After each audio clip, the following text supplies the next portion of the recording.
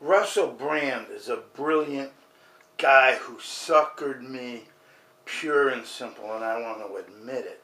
And I want to explain how Russell Brand suckered me, just like he suckered millions of people who hit his YouTube to listen to Russell Brand. And when he talks Cockney, he's a good mate, he's okay, yeah. And he give you a cuddle when he's finished, and yeah. And he was a cute little guy, and so on and so forth. He's very likable. He likes everybody, and he thinks that we're all just good human beings. And however, almost all of us are getting the screw job from a few that are making astronomical amounts of money. Now, he talks about all kinds of issues, and he's against voting, he doesn't vote, and he has no solution for any of the problems that he lists that we all know about, okay? And people listen because they want to hear the problems that they already know about. So here's a problem that I already know about. And Russell Brand, I thought he agreed with me, but here's the problem. The Russell Brand had me completely buffaloed.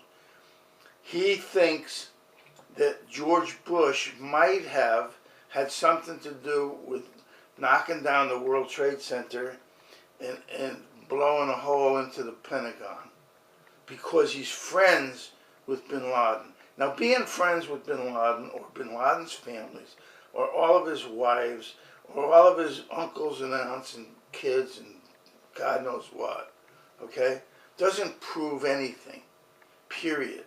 If, in fact, they're friends or not. We'll just give Russell Brand carte blanche that Bush and bin Laden are friends. But what does that prove? It doesn't prove anything. But here's what proves the entire case without even a question, without any architects, engineers, chemists, mathematicians, just basic, simple thought that's actually rational, okay? So what do we think? We know that the two planes hit the two towers and the jet fuel exploded, boom, and then it burned, right? We know that. We saw that. We watched everything because it was filmed. The whole thing was just filmed from the minute the first plane hit the North Tower. They filmed the whole deal. The entire media was down there from every angle, filming everything, okay? Okay. So, after the smoke clears, there's beams that are laying 400, 500, 600 feet in all directions from the towers. Now, how did they get all the way out there? They had to be exploded. Because if this was just a jet fuel fire that got hot and could actually weaken the beams so the entire building would come crashing down like everybody, including me, saw, how did all these beams fly in all these directions? Because if they were just bending because it was hot, that doesn't make anything fly at all. It doesn't even cut the beams.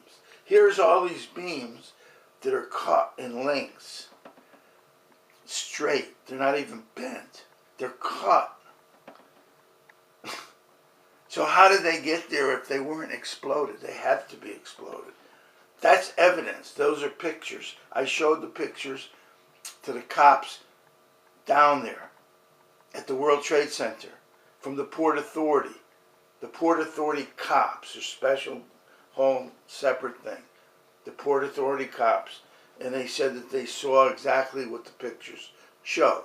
All these beams that landed all over the place, which they scooped up as fast as possible and put on a ship and got them out of there. Because that's the critical evidence. That's one of hundreds of facts that prove. Now, who could be a suspect to do this? At the same time that the planes hit, that these are exploded. Could it be bin Laden? Of course not. Okay, bin Laden couldn't set these explosions up. For God's sakes. You have to be a total nitwit. See, the problem is that these people like Richard Gage who are intimating and say, well, I'm not a conspiracy nut, but it looks pretty fishy. And I'm an architect, and I have 2,000 petitions signed. So we need an investigation. That's Richard Gage, okay? So I want to know, I want to get people like Russell Brand, who has these huge audience, who listen to Russell Brand because he sounds so smart, and he sucked me in like a fool, okay? And I want you to know that, because I want to hear anybody that agrees with me about the fact that Bush actually, in fact, with proof, without question, had to be organized of a spectacular monster conspiracy with the highest people in this country, including the media, that jumped right in bed with Bush to completely close it up and cover it up and not expose the facts.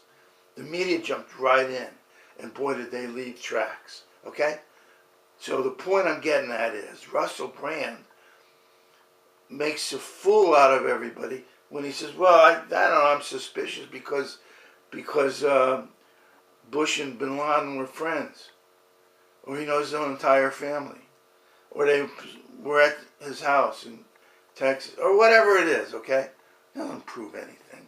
And I was buying it because I want to hear it. I want to hear it. So you want to hear your stuff from whoever it may be, conservatives, liberals, or whatever you might think you are. And boy, he agrees with you, so I like him. And the other guy disagrees with you, so he sucks, and I don't like him, and I don't want to even know what he's talking about because he doesn't agree with me. So yeah, that's the whole deal, is if you can get people to agree, I mean, you will like everybody that agrees with you, no matter how ridiculous they may be. So yeah, Russell Brand is funny. He's got this huge audience, but he doesn't know what he's talking about. And that's a problem, because then nobody will buy it because it doesn't make any sense. Okay? What I'm telling you just is absolutely factual on its face. Prima facie evidence. The building came straight down as it looks, but all these beams landed way away, hundreds of feet in all directions. Right? They didn't just drop. And we have mathematicians that actually figured out with this incredible computer system that the beams were flying at 70 miles an hour. So what? Who cares if they were flying at 40 miles an hour or 90 miles an hour or whatever? The point is they landed way over there, and therefore it's absolute that it wasn't the jet fuel fire that propelled them in all these directions. It had to be explosives, exploding them, just like 118 firefighters said before they clammed up, that they all heard explosions. Well, what are these? Are they all hallucinating? 118 firefighters that lived? They're hallucinating? These explosions didn't happen? Because we told them to shut up. And they did. And they're afraid to lose their pay and their pension and their job. Okay? That's what it is. That's what I was told by firefighters. And they don't want to believe it anyway because, oh my God, I'm not believing that George Bush would do this. No matter, I don't care how true it is. It's not what I want to believe, and I refuse to even consider believing it. Okay? And that's how Americans function, because they're the most incredible hypocrites that God ever created. They can't think rationally. They're just flat out liars and hypocrites and stupid people that are in a deep trance, just like Russell Brand had me in his trance. I'm the first to admit it. Okay? But I woke up. I snapped out of it because I'm thinking about it. I'm like, wow, this guy would be great if he would promote this whole factual thing instead of just saying, well, they were friends, so I'm kind of suspicious. Well, that may be. They may be friends, but that doesn't prove it. It doesn't prove anything if they were friends. Okay? And the Bush, I'm taking him at his word. He said he wanted to start a war. This is what O'Neill said in his book on page 67. Okay? Paul O'Neill, the Treasury Secretary in the NSC meeting with all these other Bush people, the top people. Colin Powell, the black guy. Okay? Yeah, he's a black guy. So what? I don't care if he's a black guy. Rumsfeld's not a black guy. Bush isn't a black guy. I'm not a black guy. It doesn't matter whether he's a black guy or not. Okay? Condoleezza Rice, she's black too. So what? She's part of the whole scare. Okay? Russell Brand, I'm telling you what happened here. Based on evidence. I got tons of it. The evidence is that no Flight 77 never hit the Pentagon. Because there's no evidence that it was in the hole that made the hole at the Pentagon. We saw it explode, right? We know that. There's nobody questioning that fact. But it wasn't Flight 77. It was a missile that went crashing into the Pentagon and blew up. And April Gallup lived through it. And she filed a lawsuit, which of course was dismissed by Denny Chin, who was then promoted to be an appeals judge. Second Circuit. That's how it works. He's one of the boys. He made sure that this story didn't get out. Okay? So, this is where we're at in the USA. Judge Swain did the same thing in my case that I filed in the Southern District. Okay? So, that's it. We have this cover-up by everybody. The top media people, all the media, the entire media, okay, conspired to cover up Bush that did the World Trade Center, 9/11, and the Pentagon. Okay? So who cares about the hole in the ground in Pennsylvania? That doesn't matter anyway. Period. Whatever it is, if it's in one of those planes or not, it doesn't matter. Those people are dead, though. Whoever was in that plane is now dead, along with the plane that never hit the Pentagon.